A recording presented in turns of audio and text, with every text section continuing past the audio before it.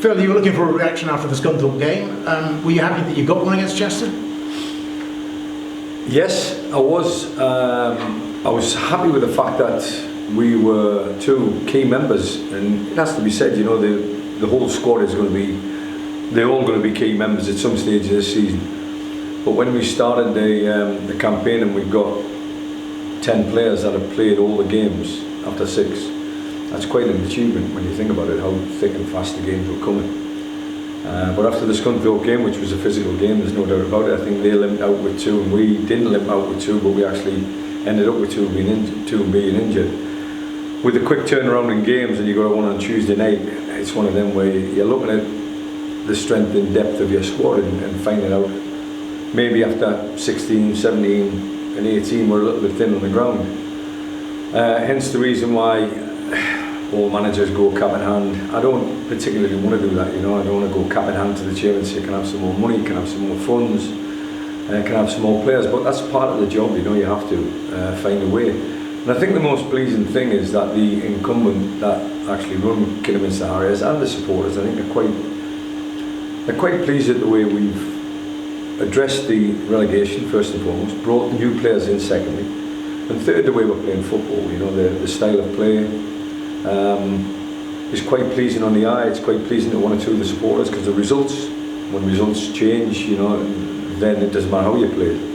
But at the same time, getting a point on Tuesday night in the manner in which we played, having had 2 of that 10 ever present go down in one game, it was a tough ask for Rhys McNally, who's been sitting on his hands for 6 games, you know, waiting.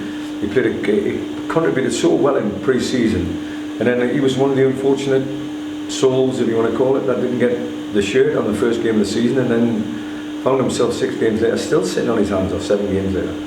For him to come in there, I've got nothing but, you know, praise for him, credit to him, the way he's kept his mentality going more than his physicality. He's a fit lad. But to throw him into a change of system in a tough game to start off with, you know, Chester were no mugs, there was no doubt about that. We knew they were going to come with a game plan. We knew they were a good technical team, they wanted to dominate possession. All of them things were in the mind of probably Rhys McNally before the game, because Downs wasn't playing and because Pens wasn't playing. And then when I'm saying, well, we've only got 1 centre half, so I'm playing with 1 centre half, he was like, whoa, what's this all about? But eventually, having had a couple of hours to prepare himself mentally, and that's all it was, to be fair. There's a lot of players go under with that kind of short preparation, but there's a lot of players step up to the plate, and Rhys was one of them. Change of system, the way we played, the chances that we created in the first half, the dominance that we had in possession was all well and good, but it was 0-0 at half time. And I honestly thought that the first goal would win the game. I did. But their change of style of play, shall we say, and when we go goal up to a very good move again, and eventually one of the crosses was going to fall to one of our players, and it did, and Toby puts it away with an aplomb of a player from a higher division. At 1-0, they looked like they changed their style of play. They went a little bit more at us, you know. They put us under a lot more pressure, because they had nothing to lose then, you know. If they lost the game 2 or 3-0, the manager wouldn't have been bothered at 1-0, 2-0, 3-0. What's the difference? Okay, yes, goal difference, of course.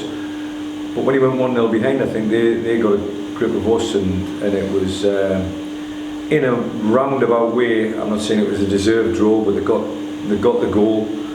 But I still thought the mentality of our group, even down to 10 men, we still felt that we could get 3 points out of the game. And when we eventually settled for a point, which you do in the 95th minute of any game, you know, we respected that point, and we'll move on. We'll move on to a different kind of battle, a different kind of game now.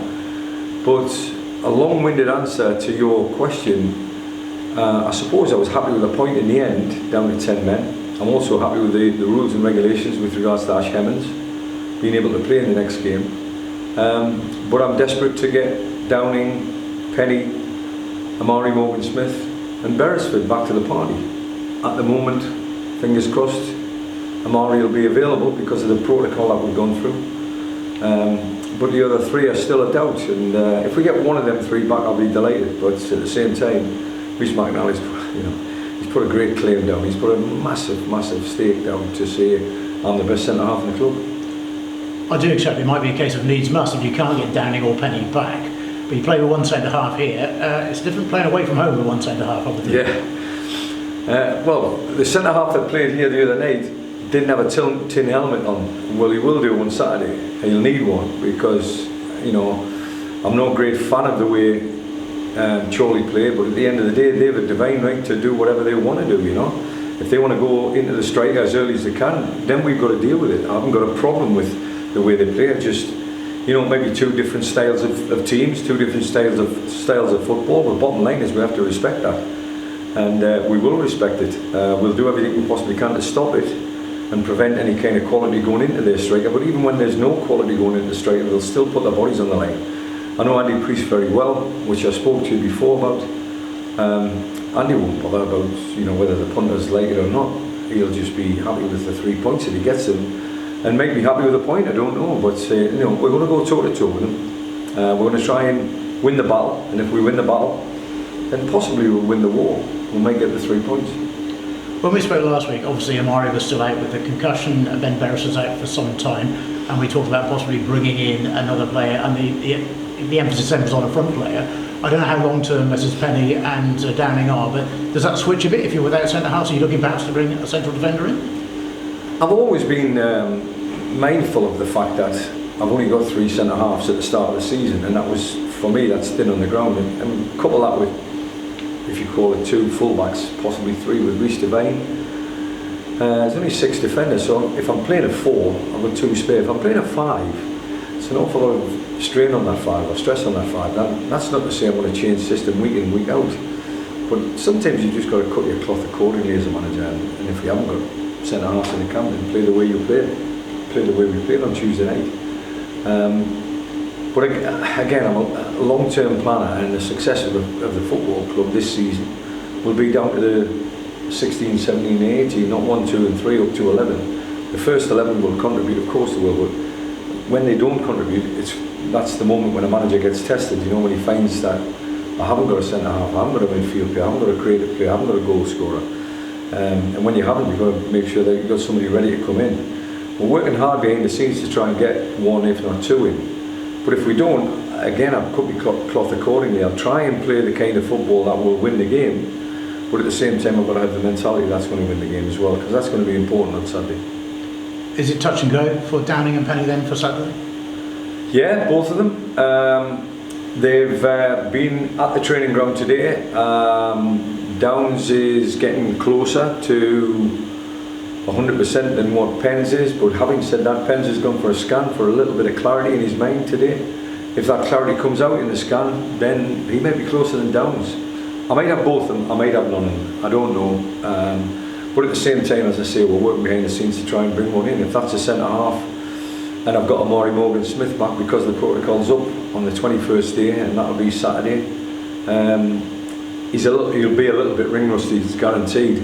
You know, you're not allowed to go into full training and stuff like that. You know, there's certain protocol that we've had to adhere to, and some of that is non-contact training. Well, long story short, Amari's a contact player, you know, and Saturday will be a contact game. You know, and he'll be a brave lad to want to be in the starting lineup, but he's captain of the club. He'll put his body on the line, he'll put his mind on the line, he'll put his everything on the line if he's captain of the club. And if he's available on Saturday, I'd be foolish enough to throw him in, but I'll be a fool not to throw him in. It's there's a lot of decisions to make, you know, but the main ones, I think, are if we do bring somebody in, I might have to change the way we play. Are you between a rock and a hard place in terms of possibly bringing in the centre half? Because, you know, obviously if either Downing or Penny is fit, you've got Reece McNally as well, then that doesn't perhaps become so much of an issue for Saturday. That's management, and you know, as we stand, we've still got 48 hours to go. We've trained this morning very well. If truth be known, we had a little chat before training to talk about, you know, the prospects of winning the game on Saturday and how to win it, the tactical side of things, the emotional side of things, but more the mentality than anything else. A lot of times that you talk to coaches away from the game, or even down at this level. A lot of coaches talk about mentality. A lot of coaches talk about mindset of your team and the setup of your team. And quite often, your fitness levels are intact with the 6 weeks of pre-season, but The mentality comes from good performances. The mentality comes from who you're playing against and how they play. And if everybody goes into battle thinking the same thing, then we've got a great chance. If everybody goes into battle and one or two are sort of segregated and they don't quite know what Chorley's all about, then they haven't been listening enough for me.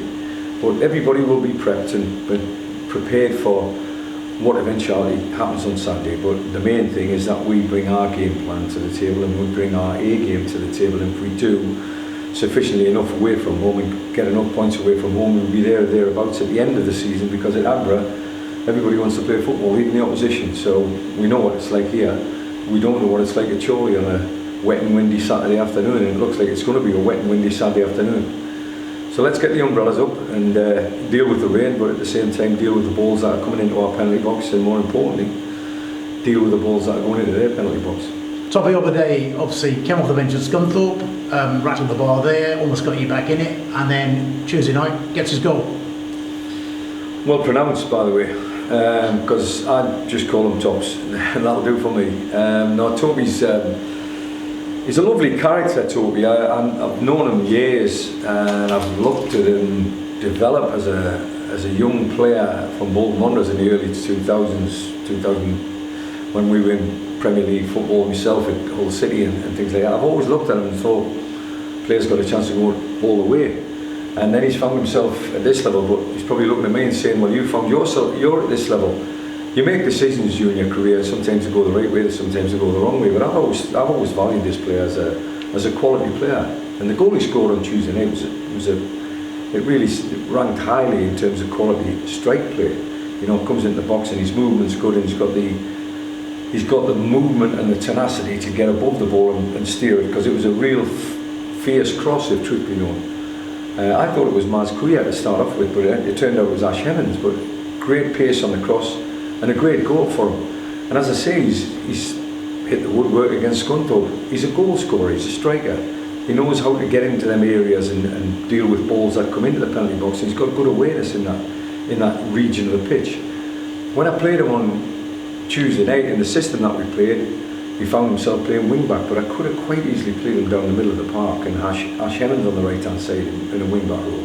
I could have moved the front three, as it were, as in Kuya, Toby and Ash. I could have moved them around in all different positions, but he was getting a little bit of joy in the first half and he got a lot of joy in the second half. And when we went 1-0 up, I thought that might be the restart of his career, because we're all looking at him thinking, wow, what are you doing at this level? But probably everybody's looking at everybody and thinking exactly the same. There's a lot of good players at this level. We had a good conversation after the game with the manager of Chester City, and I was shaking his hand saying what a good game of football. I really did enjoy the encounter, and he was saying exactly the same. I look at the quality at this level, and look, I never disrespect quality, and certainly the way teams are set out and the coaching that's at this level. Toby doesn't need coaching, he just needs education with regards to how we play, and then he needs games. If he gets the games under his belt, I think he'll return with a lot of goals. But at the same time, I'm expecting that of Brownie, I'm expecting that of Malik, I'm expecting that of Maz, Ash Hemmings, Amari Morgan-Smith. So, although we didn't get the big number 9 to replace goal number 2, I still say we've got goals in the team. With that in mind, if we've got clean sheets, we've got a recipe for success. I appreciate you've only seen a handful of the sides in the league so far, but as you say, you've been impressed by the quality. Yeah. Has Scunthorpe the best side you've seen? The league table would suggest they are. So far, yeah, I would have said, I wouldn't have said in terms of the best side, I would have said the strongest side. I would have said probably the most organised. And with that in mind, it's 2/3 of the bargain, isn't it? You know, you're strongest and you're organised. If you've got a little bit of quality, which they did have on the day, I thought tactically their manager was aware of what we were capable of, and we didn't quite get to grips with any kind of change in their mentality. And their mentality was to stifle, and when they stifled us sufficiently, I made a couple of changes, changed the system, and then all of a sudden it was a better game for us, but damage was done. We were 2-0 down. Final point, obviously you've got Ash Hemmings for Saturday, but then he'll miss presumably the FA Cup tie here. Just a word about the cup draw. I suppose the best you can hope for at this stage is to be drawn at home against a lower graded side, and that's what you've got. Absolutely, and I'll be dealing with it in a manner where we'll put a team out to win the game of football.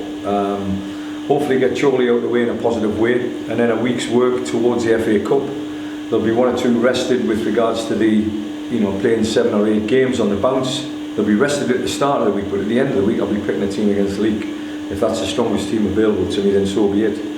I think the best thing for anybody, I'm talking about Luke Summerfield, you know, players that have got a lot of games under the belt, a lot of age as well and experience, they just want to play. And if I left Luke Summerfield at home all week and played him on the Saturday against Leek, he'd be delighted. He'd be delighted that he's playing every game and every minute of every game. So with that in mind, I'll be going strong team and try and win the game. And as I say, it's at Agra, so hopefully the crowd will turn out and get behind the team and again progress to the big boy stage of the FA Cup, which is not at this moment in time, and that's no disrespect to Leek.